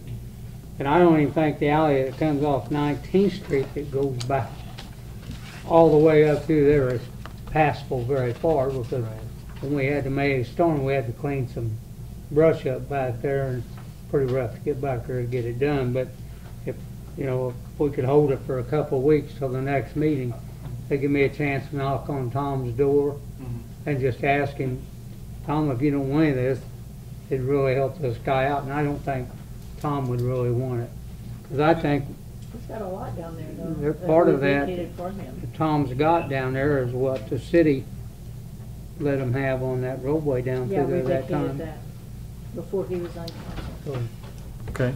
If that's acceptable, we normally, this month kind of messed up on our meeting, but we meet the second, fourth Tuesday at 6 o'clock. So we're talking about second week of June?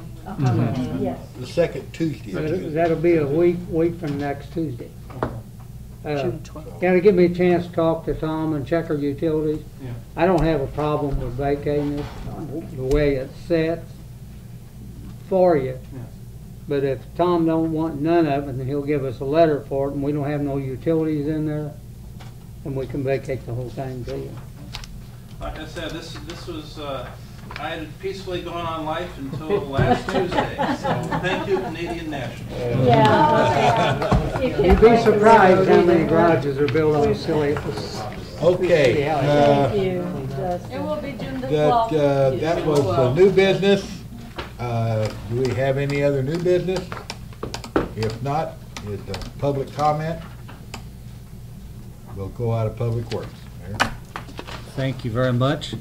Takes us to Public Safety, chaired by Mr. Russell Brown. Russell? We don't have any old business.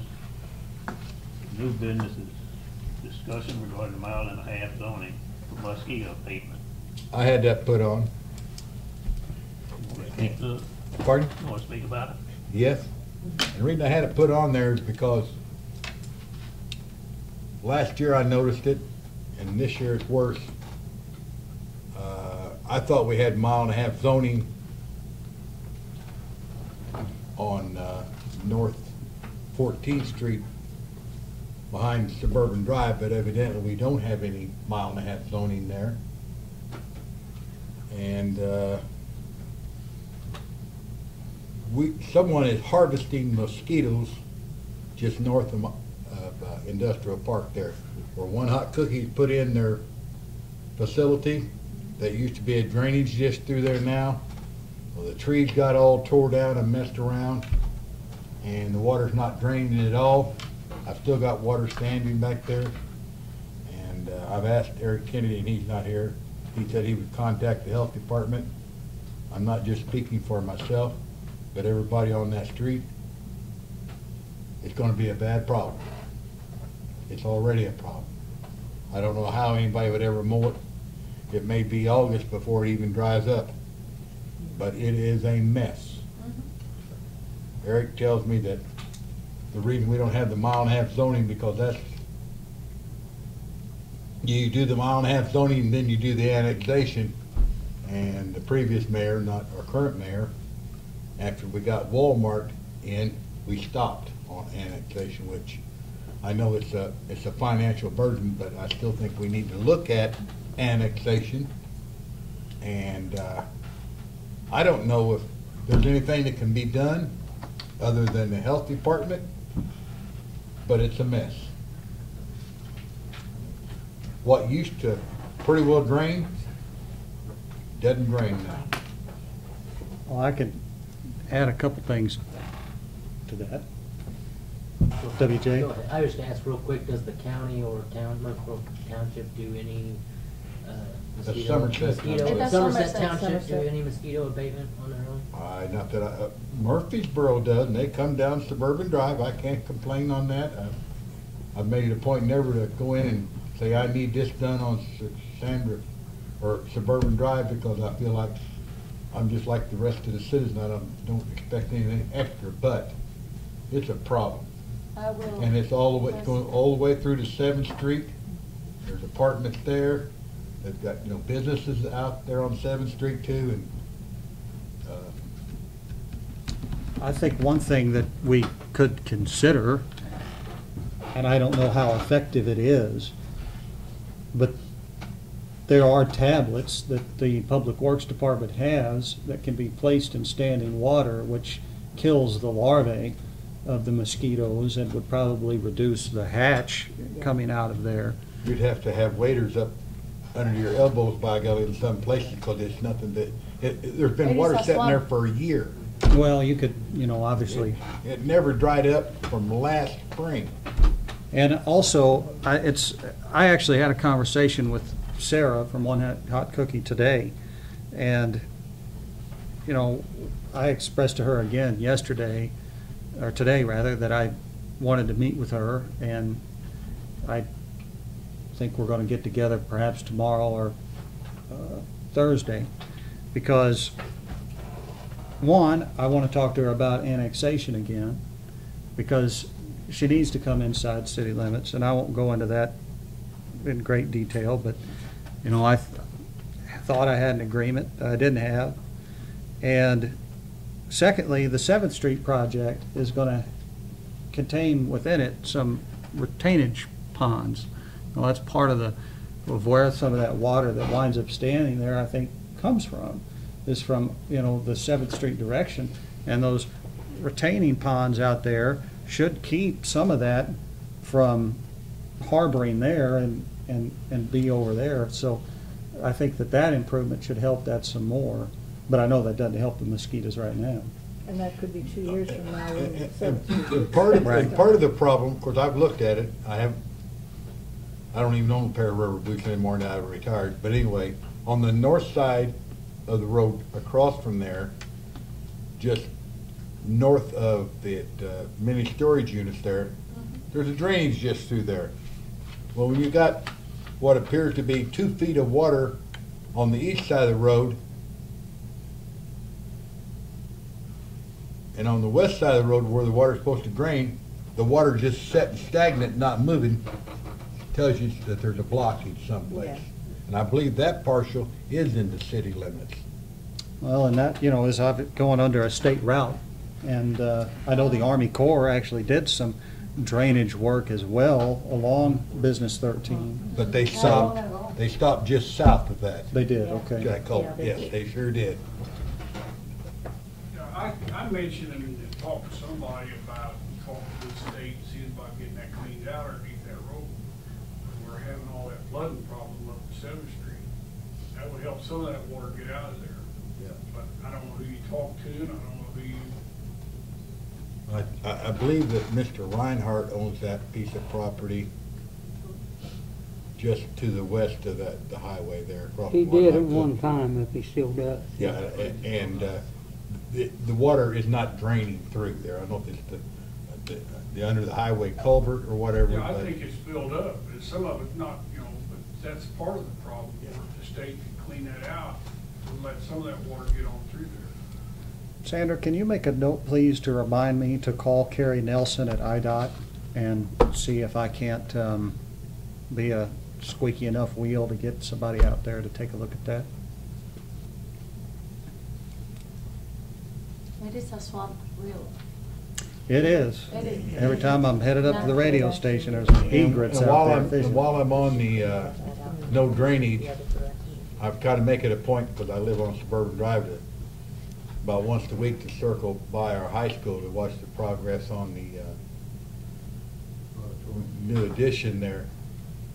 There's water standing in that ditch that we've cleaned out on both sides of their roadway, going in, the one that blew the culvert out. There's water standing on both sides.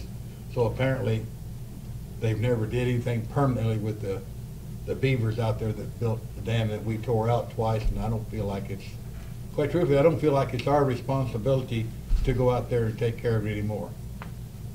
I think that they ought to take care of it, and according to the conservation, that David Easton is licensed to trap and then relocate them, and there may be others too, but something needs to be done there, because we spent quite a few dollars cleaning that out so we could drain from Roberta Drive and everything else without any assistance from the school district. And I think that's all the complaints I got tonight. So far. Thank you. All right. Russell? Okay, on the next thing is consideration of requesting a street light between Roberta Drive and Sandra Court. Okay. That's me. There is one street light at the beginning of, on 14th Street, at the beginning of Roberta Drive. The next street light is about 3/4 of a block. 3/4 of the block, there's a street light. The next street light is down at Sandra Court. We've got a full block there that is really dark.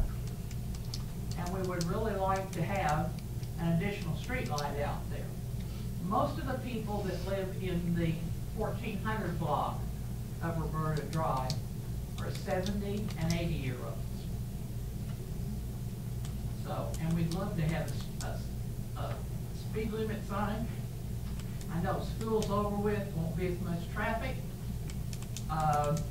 They think it's a racetrack from 14th Street to 16th Street. We know that. And it's just not the school kids.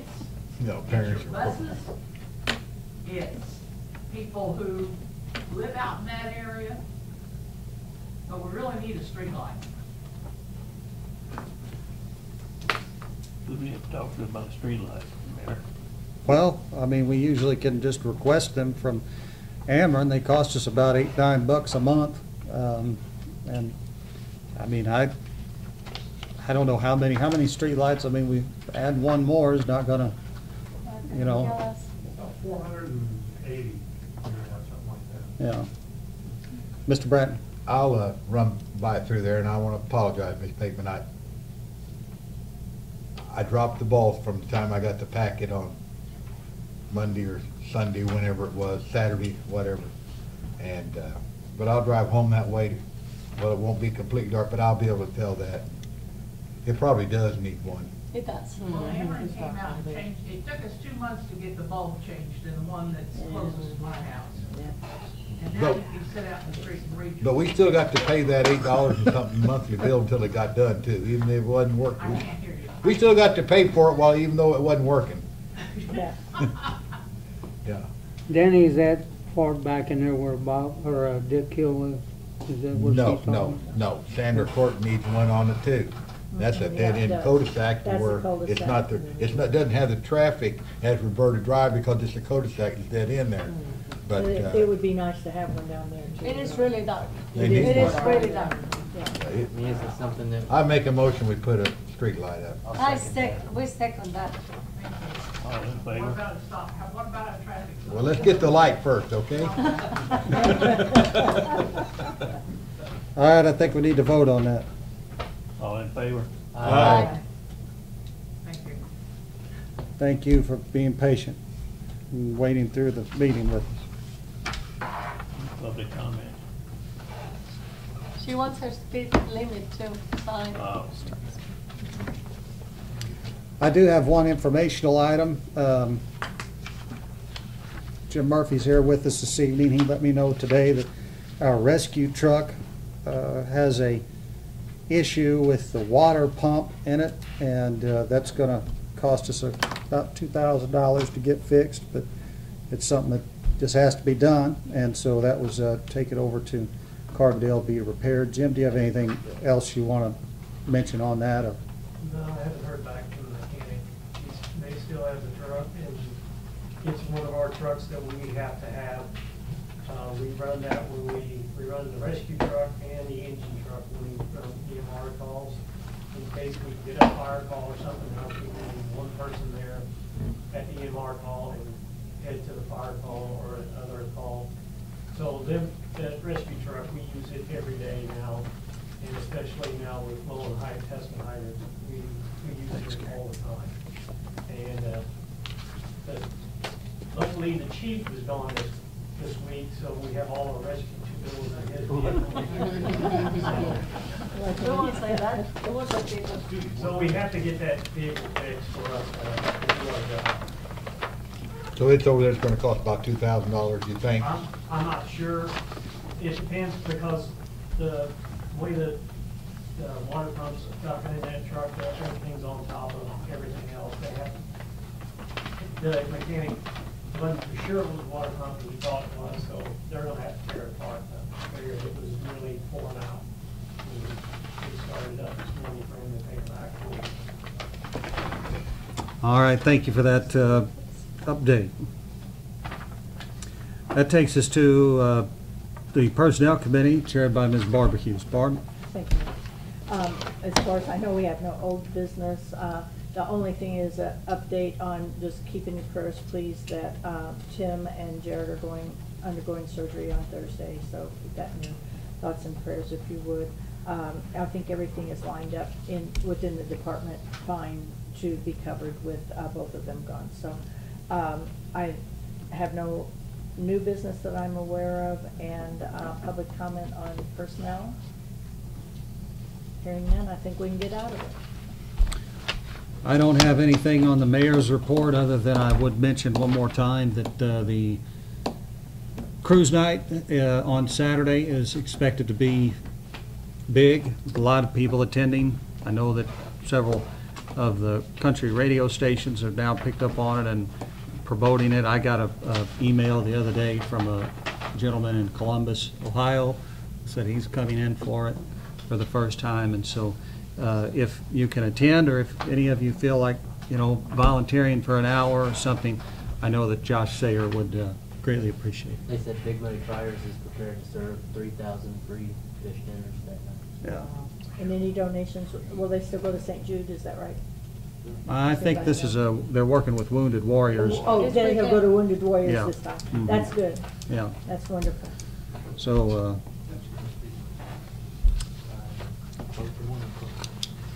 that's all that I have. I'll go to council member request. I'll start with Ms. Hughes. No executive session. No, I don't need the executive. I keep it on there just in case. But, Good. Oh, That's good. Yeah. That's thinking ahead. you know, you never know. Thank you. Thank you, Mayor. Yeah. I don't have anything. Okay. Ms. Curry-Witzman, I don't have anything. okay. Mr. Brown? Complain about the house next door again. That's got something got to do, something happened to that. Has it sold, Russell? Do you know? No, they postponed it again. Really? They're waiting on you to buy it, Russell. Bank, they don't have a buyer for it, and they don't wanna take title to it. So they got to do something. Water stands over there. And they've got that state statute, we can't put liens on it. There's nothing we can do. We can clean it, we just can can't clean put a it, you lien can't on get it. paid. Charge them for We it. can't get paid anything. I think we ought to clean some of it up anyway. Personal opinion. My grandkids It were here looks over the awful. weekend. Them raccoons and babies come out in the yard and the kids was out there playing. Well, how exactly, Russell, I haven't looked at that property. When you say there's standing water over there, what would we need to do to help it out When some? it rains, the water just stands over in low places in the yard. Okay. But mosquitoes will be bad this year over there. Yeah, I have that problem with the big muddy down there. Yeah. Is there nothing we can do on that end? Well, I mean, if we can send our crew in there and clean it up, it's a health hazard, probably a safety hazard. Oh, yeah. And it's, We, it you know, is. we have It the is a power hazard. to go in and clean the place up, but there's that statute that the banks have that while they're in foreclosure proceedings and after they've got foreclosure, you can't put a lien on the property, so we can't get paid for it. Do we need to get any special permission, or can we just go in and do it? Well, you know, we can respond, there's really 3 levels of response. If it's a safety hazard or a health hazard that's imminent danger, we can go in, do what has to be done to remedy that. That's the emergency level, we can just go do that, but we can't do anything more than alleviate what's the dangerous hazard. To clean the place up, we have the ability to do that under our mowing ordinances. And then, of course, we could assert liens, but we can't collect those liens. Or, I mean, we're only waiting for the day when the bank gets out of the way, and at some point in the future, we're gonna have to demolish that house. But I don't think there's any way that house can be saved, is there, Russell? No. I mean, it's just, once the animals get to it like that, it's, They said it ain't gonna take less than 100,000 for it. I said, you'd be glad lucky if you get 5. they're not gonna find anybody to buy it for any amount of money. No. No, I don't think so either. So, I mean, we might as well put in our budget that we'll If- take it down, because that's what If, will end up happening. if the council would like, and of course, Russell lives there, not because he's an alderman.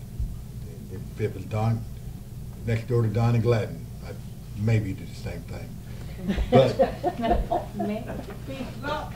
I will talk, let me talk to Darren, find out what it would, how many hours it's gonna take to get in there. The thing of it is, it's gonna be mainly weed eaters, because I don't know, you can put a mower I in don't there. think you can either. No. And how many man hours we're looking at and report back.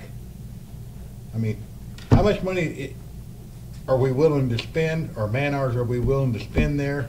Because I don't wanna wait 2 weeks if we can get it done before that, or do you not wanna do it? Gary got any community service workers that can run a weed eater? No, not to put in there, I got too many kids to put in there. I don't get the adults, that I used to through Jackson County, and they could run chainsaws and stuff. But a lot of these kids I got are as young as 12, up to 18, and a lot of them are girls. And I wouldn't put them in that predicament down there. I mean, are we willing to go with, put a couple people in there for 2 or 3 days? I would, Or, I mean, it looks awful. I'd like to have some Yeah, input on this, it looks because awful. this has been going on for A more than year. a year. Yeah. Oh, yes. But And, I have a question. Can we somehow approach the Jackson County Health Department? Because it is a health hazard. They can write They can. tickets, They can issue reports and clean up orders, but they don't have a crew that's gonna do any cleanup. And our problem here is we've got a piece of property that is owned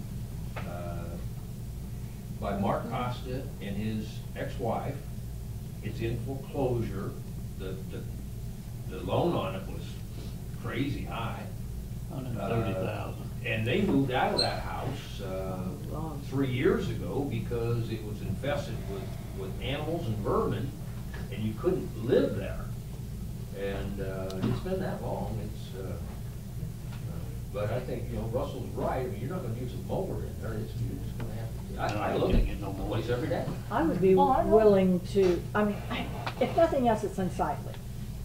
I mean, that's the least of them. It's unhealthy. Yes, that's why I said it's unsightly and it's unhealthy, and I wouldn't want to live next to it either. Well, I think, You know, snakes, now you have raccoons, like. Skunk over there about a month ago. Talk to Darren to see if he would, how long he thinks it would take him. I can't see why any of us would say no to cleaning that up. Russell, you live right next door to that, correct? Yeah. We got permission to come over and get in your yard so I don't have to crawl through that stuff? Yeah. Okay. well, Danny, if you want to investigate that with Mr. Mills and then kind of coordinate a plan of action to alleviate the worst of it, I don't want us to get in a situation where we're, just continually going in there, because there has to be a limit to what we do. But let's just figure out what has to be done and get it done to at least improve the situation somewhat. All vegetation killer. Round up the place. Roundup, exactly. I mean, They got- it once had some nice flowers. I mean, that's long in the past. They got some good weed killer down at that they buy from Rural That might be King. the place to start, to kill vegetation. You have to be an open. You can buy 2 gallon of that. They got a Rural King probably for less than $40. That'll kill everything on there, weeds and grass. I'm not sure that would make it look better, but But it will be But it'll make it clean. easier to cut it down. I think an ideal Kill it, situation, yeah. take the weed eater in there and cut what they can down, get it down, and then spray it with a yard sprayer and kill stuff. But let me talk to Darren. You're gonna have to do something with the house, because the basement of the house is gonna be full of varmints. Yeah, it is Full of what? already. There's probably groundhogs in there. It is. Snakes. Ooh. So there's, God. I can't imagine what that's like. must be where they filmed Ma and Pa Kettle. Had all them animals running out of the front door at the beginning, Sure you want to go there, Dan? Okay. All right, I said in Russell's yard. all right, Mr. Voss. I have nothing. All right, Mr. McComb. Cleanups this Friday and Saturday. So if you got a neighbor that's got the stuff in their yard, tell them they can haul it down there free this weekend, Is this township again as well? Just sitting in, no brush, no leaves this weekend. That's why we picked the first weekend of June to have it, because we always had a problem with the people with brush coming in and you couldn't get around, and it's hard to explain to somebody when they got a pickup truck full of brush that you don't have room for them to empty. But, it's this weekend, it's a good time if you tell your neighbor, if he's got to hire somebody to haul it off, to bring it down, to get rid of it. The trouble with this cleanup, we get a lot of people that don't use it. And the township, I don't know if we got a check from them yet, we got it. I went by and talked to them, and they were giving us the same as last year, wasn't it? So we will have some people from township, whoever we have guarding the gate, has got to know that these people from the township can come in too. But we went down from about 32, 34 dumpsters the first years we've done it, down to between 10 and 14 now. We went down that much in dumpsters. So I just let everybody know that I think it runs from about 7:30 to 3 or 3:30. Okay. Thank you, Mr. McComb. Mr. Bratton? I think I've talked enough. All right. Ms. Campos?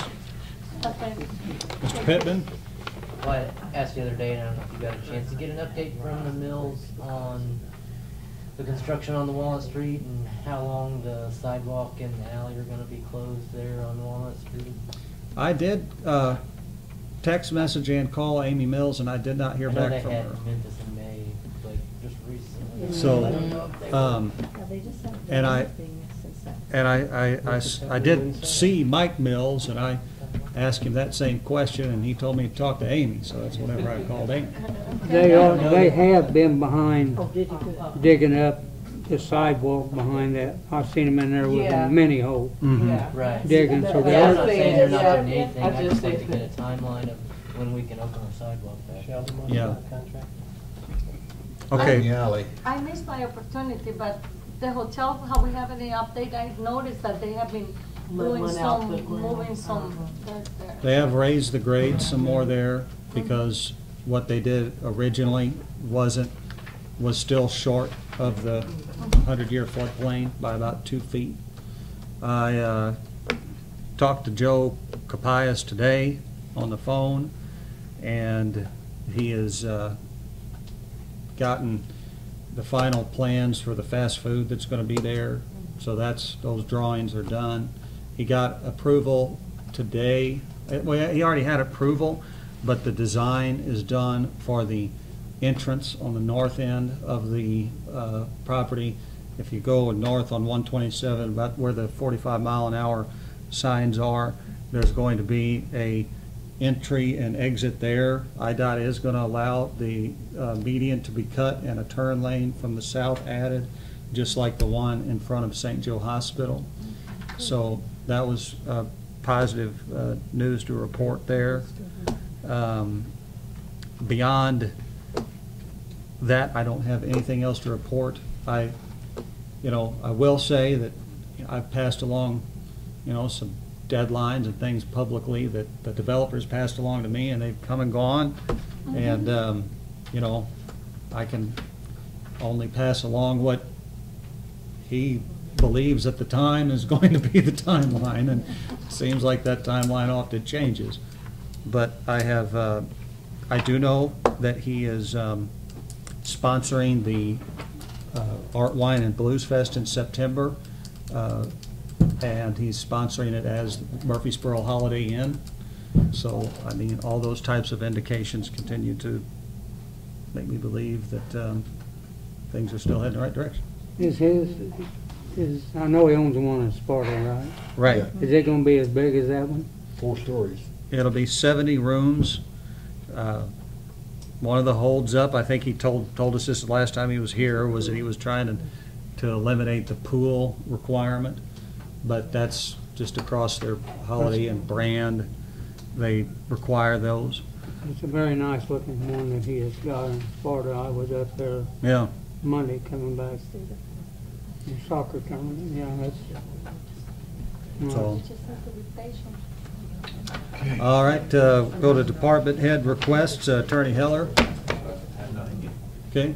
Ms. Ripley. Mr. Evans. Nothing. Mr. Manwaring. Nothing. Mr. Murphy. You're standing in for Swafford tonight, I suppose. All right. Fair enough. Jim Stewart. All right. One last thing before we adjourn, I would just say, I'll let you know, be prepared that within the next 10 days, I think, and I know I've said this before too, Okay. that we're going to transact the deal on the Kerwood property. I know that their attorney is now in communication with myself and Ed Heller. I spoke with them on the phone today. They said they had no problem with the transfer language as presented, but that they were looking for some sort of, I don't want to say warranty, but there was some other documentation, essentially, just a statement that the things that we have presented are true to the best of our knowledge or something. And Ed, I'm forgetting what that technically is. He had a technical term for it, but I don't think it's anything that we would have a problem providing. So I may call a special meeting in the next 10 days. I hope to get that done, because I don't know what else they could possibly need, but I'm sure they'll figure out something. Well, you know, when you're, I haven't talked to him myself, but I know the title work is in action. And my guess is it'll take them a few days to vet that title work and make sure there's nothing in there that they don't have to get. My understanding is they don't actually have the title work in hand yet. Yeah, that's true, because When they he, get that title work in hand, then that's gonna take a few days for them to get through it, even if everything's okay, because there's gonna be certain things you're gonna have to do to get ready for that closing. I'm glad you said that, because they did mention that to me on the phone today, that they had the title work, and he actually asked me, he said, how fast do you think you can move on this? I said, well, it's gonna take me 48 hours by the time I know you're ready to go do anything anyway. And he said, well, okay, well, then we'll probably wait till next week.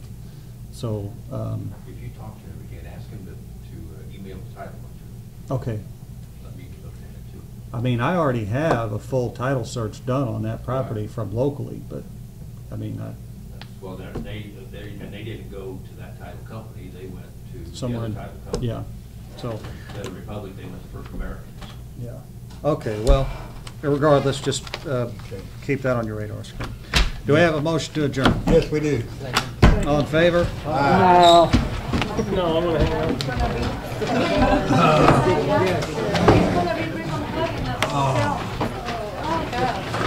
Okay. Yes,